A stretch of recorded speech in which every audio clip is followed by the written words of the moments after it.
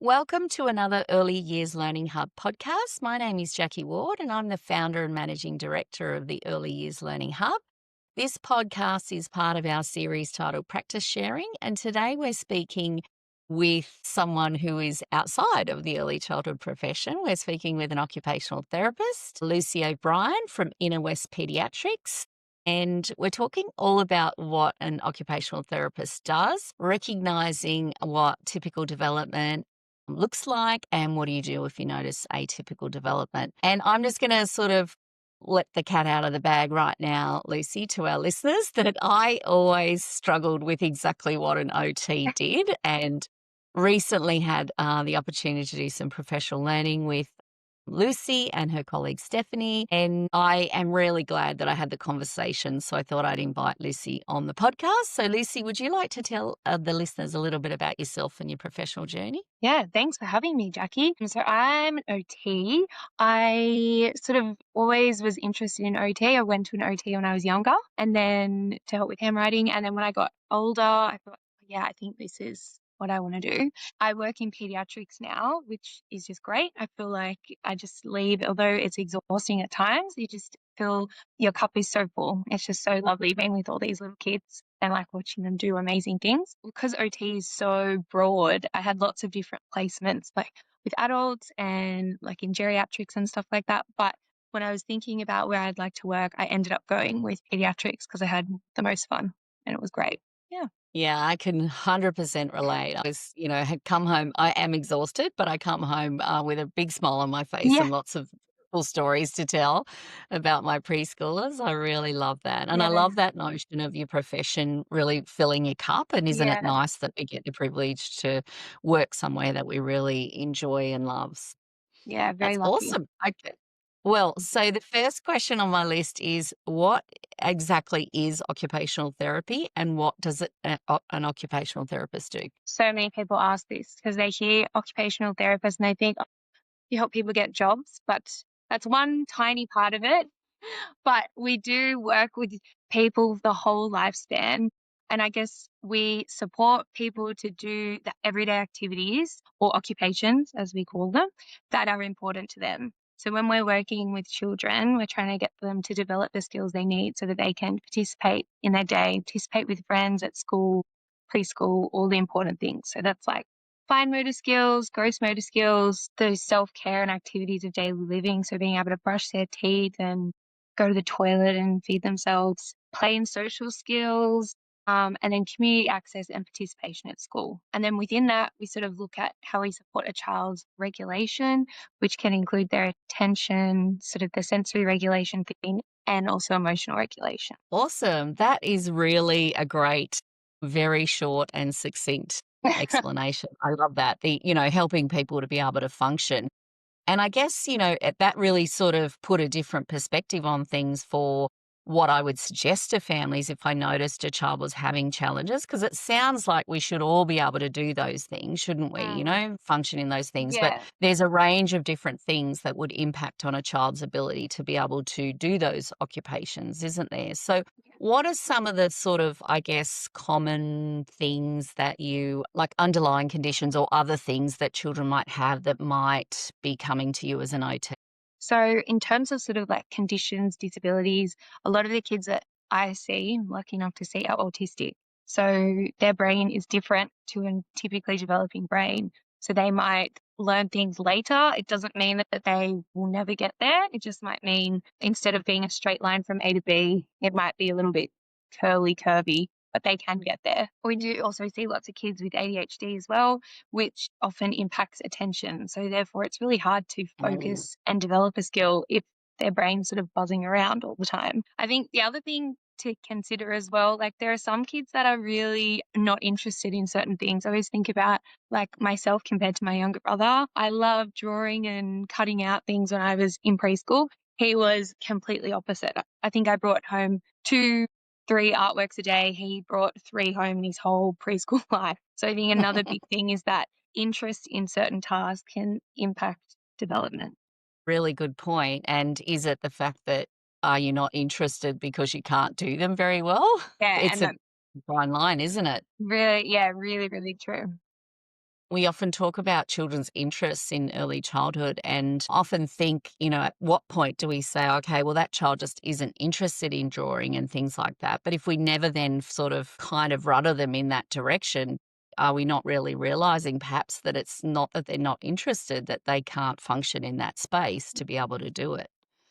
Yeah, So, and what it are does some make of it the very sort of, sorry, go ahead, Lucy. no, I was just saying it makes it really hard for preschool childcare educators and then families as well, trying to figure out what we should be doing and if it's sort of not worth looking into it, but pushing it and seeing if there's any sort of growth in that area. Yeah, if there's an opportunity, I guess, to improve their function, because as you say, there's a lot of things. If you draw a lot and you do a lot of, all of that sort of creative artwork and things, that's naturally going to lend you to be able to sort of slip straight into writing and Yeah. creative writing and all of those sorts of things that you do at school, isn't there? There's a natural connection. So I think people who children who are more interested in those things probably do end up, at least initially, a little Yeah. bit further ahead in school, don't they? Yeah. So, what are some of the things that you think, I guess, could you share with us some typical development of some of the things that you normally treat that you would see? So,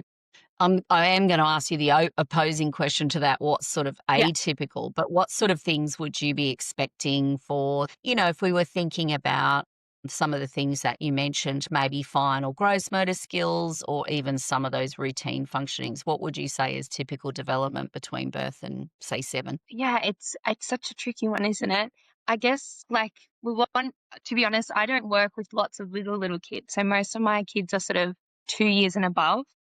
Mm, But it is important or that at the birth to 2 years, like seeing that a child has interest in like reaching and grasping for toys. They're sort of um, sitting by themselves, crawling. They're starting to have a bit more head control. And then between sort of 1 and 2, we hope that kids are sort of walking and climbing and exploring a little bit more. They might show some interest in scribbling, building little towers, starting some of that early play, tiny little bit of pretend play, but really just that parallel play side by side, being able to sort of share the resources. And then around that age, you'd hope that kids are starting to feed themselves with their fingers at least, and then maybe a spoon. But again, that's a bit of a tricky one because some childcares the food they make for the really little ones doesn't give them the opportunity to use a spoon. So around 2 and 3, we'd hope that kids are sort of running around, jumping, sort of more confident gross motor wise. They're able to do a little bit complex drawing up from scribbling, maybe drawing circles and imitating lines. We're not expecting perfection, but a bit more structure to their drawings, engaging in some more pretend play, so a bit more imagination, and being able to follow some 2-step instructions around about. Again, very dependent on the type of child you're working with or the type of child you have.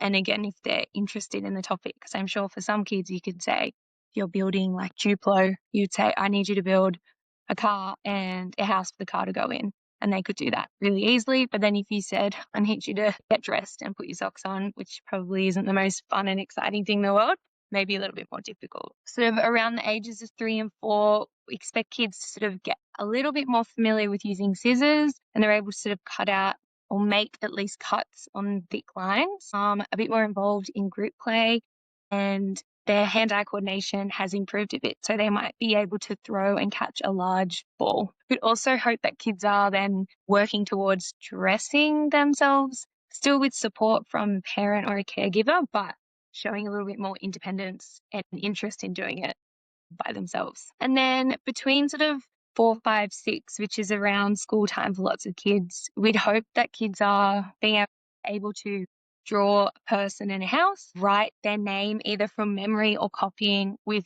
mostly correct formations. They obviously do a lot of letter formation once they get to kindy, but it's nice if they can go to school writing their name the right way. Better gross motor control with throwing and catching, more independence with dressing and toileting too. So I guess we wouldn't expect a child maybe to be completely out of nappies.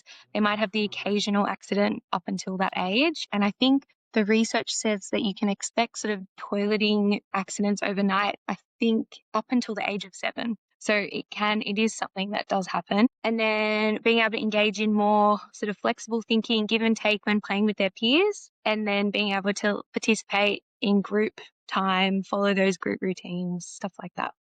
And I forgot to mention when I asked you that other question that, Lucy, that we sort of first crossed paths when we had in our preschool a little Yep. girl who had autism. And one of the things that you were already supporting the child and their family to help her with all sorts of routines, but you also really supported us with some really great ideas around when she was transitioning, because it was her first time in an early childhood service. So she had a pretty hard time originally, Yeah. but thankfully that didn't last long, and all your suggestions really worked, and the social story in particular I think really helped. We did one up with pictures of her and Yeah. really asked and dad to read it with her before she came and all those sorts of things. So that's is a real big part, I'm guessing, of what you do as well, is that idea of supporting children with transitions as well. How do they cope with that new occupation of what they're doing if that changes and shifts? Yeah, for sure. It's such a big, like, it seems to be coming up more and more at the minute, I would say, the transitions between things. And it can be like in the past, we've used the language of preferred and non preferred activities, but it's not very like neurodiverse affirming, because who are we to say what something is non Mm. preferred to a child? But if I have a little kid that loves Lego and loves drawing, sometimes the transition between Lego and drawing, even though they love both those things, the idea of leaving one and going to another is really tricky. But yeah, it comes up across all things at preschool, at home, school, everywhere. It can be really tricky. Well, I was thinking about that too when I was chatting to some friends on the weekend about, Mm, they were talking about children of all ages, very little people, but even this, person's teenage daughter was really struggling to like that morning routine of getting ready for school as well. And she definitely, I'm not sure if she saw an OT, but she definitely received some help and support to figure out a way herself to get into a routine of transitioning herself from getting herself ready into school. And one of the things that was suggested was that she develop her own little playlist in the morning, which I thought was a really great that's idea a and, great and idea. something that could be Yeah. used for preschoolers as well. This Yeah. is the song that we brush our teeth to, and this is the song that we get dressed to, and whatever. But yeah, those are all things about, supporting children, I guess, to be doing the things that we sometimes need them to do, which is get ready for school or get ready for preschool or daycare Yeah. or whatever it is. So Yeah. all right. So one of the things that I wanted to sort of talk about typical development is because that tends to be the area that early childhood educators and teachers, that's their area of specialty. But sometimes we forget that, and we forget that we need to provide that information, as in this is typical development. And I'm noticing some things that are sitting outside of that in order to then raise concerns with families, and that idea of gathering up some information of where you think, what's sort of sitting Mm, outside of typical development. So, what are some of the high level kind of things that, you think might be sort of, I guess, red flags for some of the things that we might mm. refer a child and a family to an OT for? I think like a big one is the whole emotional regulation piece. So maybe Mm, it's difficulty, as we said, the transitions. It could be difficulty in play of all ages. I guess it's about gauging what we'd expect for a child of that age versus what is something that maybe shouldn't be happening or is as extreme now. So I think the hard thing is trying to almost gather information and then being able to like present that to the family and say, this seems to be happening consistently with this routine or this task. So it might be like a meltdown that seems to happen with one particular thing that lasts for a long, long time. And it's almost near impossible to sort of redirect them or transition them through to something else. I would say that would be a big one. I think if that mm, seems to pop up at childcare, preschool, whatever, I think if it's happening at school, there's a very good chance that it's happening at home tenfold. So checking in with the family and sort of almost getting evidence across different environments, which is when we're working with our children and we meet new kids and assess them. We try and find sort of if there are any patterns across or the same challenges across different mm, environments, because that means it's something that is quite difficult. The child is having trouble like meeting this task demand that we've put on them, even if it's something that they enjoy or something that they need to do, like get dressed in the morning, but for whatever reason, they're finding it really tricky. And then that overwhelming sadness, anger, frustration all seems to come up at one time. Yeah, that's such a great point. And I know we talked about it on our professional learning day and just Mm, before we got started, but the idea of how is this thing or this behavior affecting that child's ability to function within their, space or within their routine or all those sorts of things. And I think that was a real sort of light bulb moment for me to go, well, mm, okay, if this is really affecting this child's ability to be able to interact with their peers in the same way that other people are able to, or to be able to, have a healthy, lunch or food or whatever, or, yeah, in the case of getting ready in the morning or to transition, these are times where an OT could really provide some real helpful guidance to be able to, help, I guess, that child to fully function in their space and fully function in their learning environment as well. yeah. I think the other thing is like to consider is that if you notice that a particular thing is quite difficult for a child, or there's a few different things, and if you put in modifications that obviously every child's different, but maybe you try a few little strategies that you've used with other children that seem to work, you've modified those strategies to see if it'll fit this child and their needs. And if things still aren't really shifting, then that would be sort of another way to sort of chat to the family and say, we've noticed this. You've said it's happening at home. We've tried X, Y, and Z, but we're still not getting any luck. I love that because, yeah, definitely everything like we are, throughout our frameworks and our national quality standards, we're encouraged to think about supporting children to self-regulate and things like that. But Yeah. sometimes that is easier for us to do with some children than it is for others. And there's sometimes where you can clearly see that your regular teaching strategies are not quite up for that, and that child might need some specific supports. And I love the fact that you've mentioned, which I think is crucial, we need to come to families with some data on why we think it's a concern across multiple different situations and days and times and all that kind of stuff. But Yeah. also the idea that we're not just trying to fob it off to say, well, oh, you need to get this child assessed, but we're actually trying some things now. And, this has been successful and this hasn't been successful, but, you might get some more strategies if you do. I'd love for you to share, if you remember, some of the Mm. strategies that you shared with us about that particular child about supporting transition to Ooh. preschool or school. Do you remember? I That has look, put you on the spot. I'm sorry about I that, know. Lucy. No, that's okay. A big one that I often will recommend to families, educators, whoever, is that priming for activities and priming for changes. So rather than just saying, all right, guys, like stand up, let's go, sort of going up to that child and saying, look, we're going to be moving to outside in 5 minutes, or we're going to be, I don't know, doing some drawing, and you're going to have to pack away what you're doing. It might be, and like acknowledging that it might be hard for them. So saying, we do have to pack away and you might get upset or feel angry about this, and that's okay because it is hard to move away from things that we really like, but what could we do instead to help you through? So I think like priming kids for a task, Mm. whether it's transitions, if it's, we're going to sit at the table now and have your lunch. Today we're having rice, so you need to use a spoon. I know that using a spoon's tricky for you, but we've been practicing really hard and it's okay if you don't get it the first time. So I think priming is really important. The other one is giving kids this sense of control and autonomy over their day, which I often say that to, to educators, and they go, oh my gosh, how are we meant to do that? Because we have a whole class of kids and they all want to be the boss. But I think it's finding those opportunities where whatever child you're supporting, they're able to maybe help you make the first little bit of the morning routine. So obviously the educators pick what activities you're doing, but maybe this little kiddo can pick the order of the activities. Because for them, they obviously didn't pick they could have just picked eating ice cream all day. But no, you've given them options within constraints of what is appropriate and what you need to do at childcare.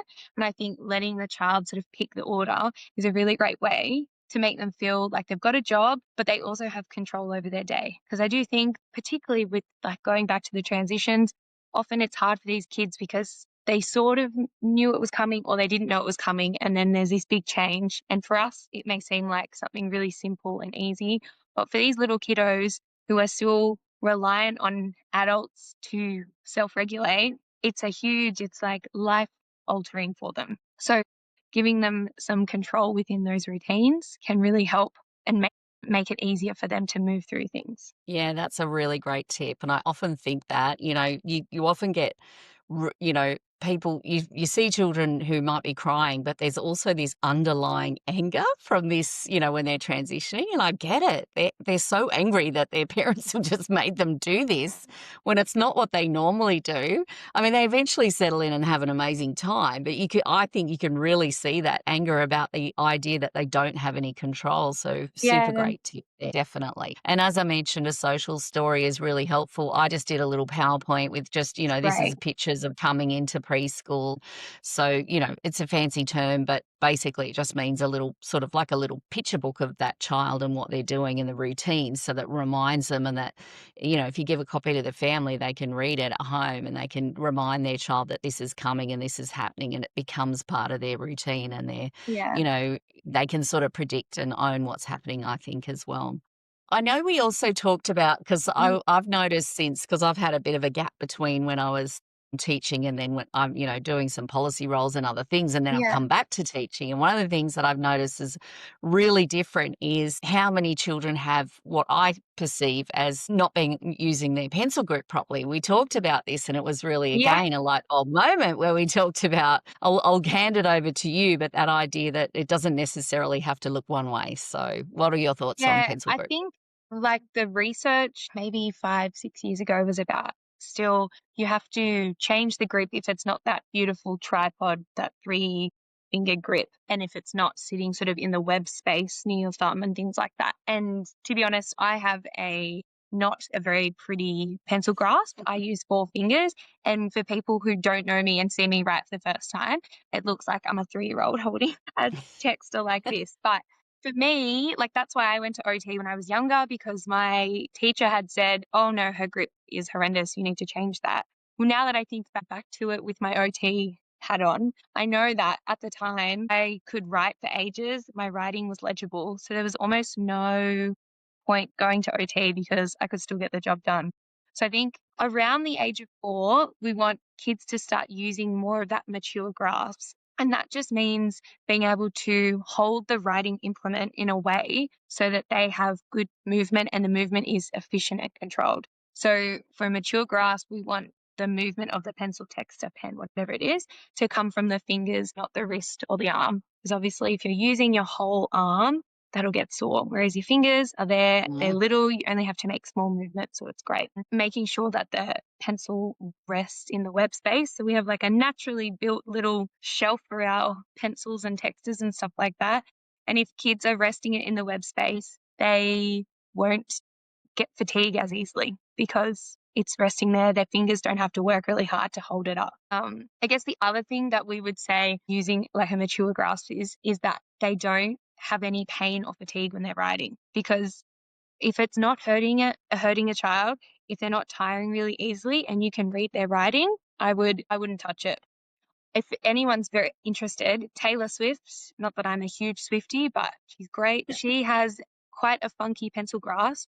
And you look at it and you think it looks almost like an alien hand, but for her, like that's classified as a mature grasp because it does what it needs to do. She's able to write, she doesn't have any pain or fatigue. So often when we have families come in and say, we're really worried about our child's pencil grasp, what we would do is figure out if it's actually functionally impacting. So in some circumstances, I've had kids that maybe use a really, really strong pencil pressure.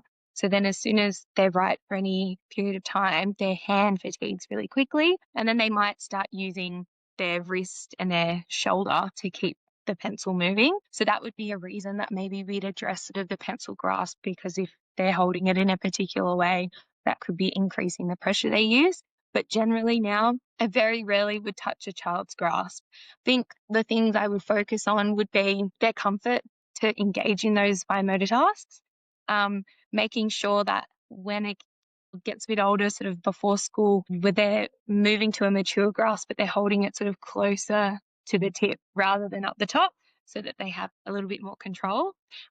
Yeah, they would be the big things. I think if people are concerned about their child's grasp, like if they're still doing that palmar grasp, which is like the fisted grasp, I would get them using tongs, spray bottles, and things like that so that they can spray, use tongs, make it really fun but functional so that they can practice getting their fingers in that position so that when they do go to using more of a mature grasp, they're ready to go and they feel a little bit more confident about it.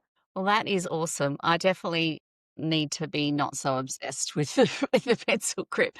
I guess it's one of those things that you think that's definitely also going to impact a child's journey at school because they do need to do some writing with their hand. But yeah, the idea that Mm, the functionality trumps the look of it, I guess, is really important. And as you yeah, said, if they can produce, their writing's legible and they've got strength in their, what they're writing, which strength and yeah. control and all those sorts of things. That's the really important thing.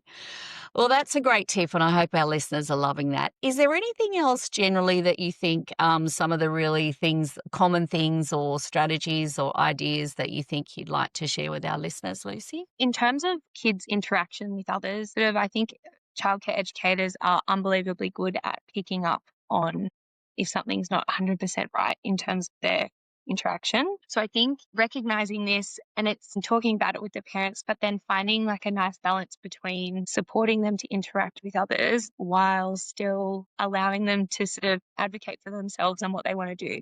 There's a lot of my kids at work who are autistic or they're neurodivergent, they often prefer to play by themselves. So people looking in, particularly even their parents sometimes will say, "Oh, I'm really worried they're playing by themselves." I had a boy say to me last week, he's in kindy.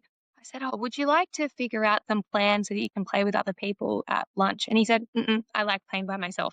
So I think for him right now, yeah, he's very happy with how things are going for him. But I think if you have some kids that they seem like they want to join in with the play, or maybe they like to do a little bit by themselves and then they might join in, I think it's being taking a very gentle approach, trying to get them to join in to play either with an adult or with other kids using their interests. So Lego, things like that, such a big one. Drawing, even some of that sensory play. A lot of kids, they love like the water play and things like that, the Mm. experiments and things like that. So I think using their interest to bring them in and doing it in a very low stress, low demand way would be a nice starting point to support kids to sort of join in. I love that, and very much in line with, again, our frameworks and code of ethics about supporting children's agency and not necessarily making people do a lot of things that they don't want to do. I mean, there's a lot of things that you do need to do in life that you don't want to do, but if you're Yeah. enjoying playing by yourself, that's not a bad thing, is it? To want to enjoy your own company and to enjoy your own imagination and all those sorts of things. So, well, I could not be happier that we've had this chat, Lucy. It's again reminded me of all the great things we talked about in our PL, and I hope our listeners have found it really useful.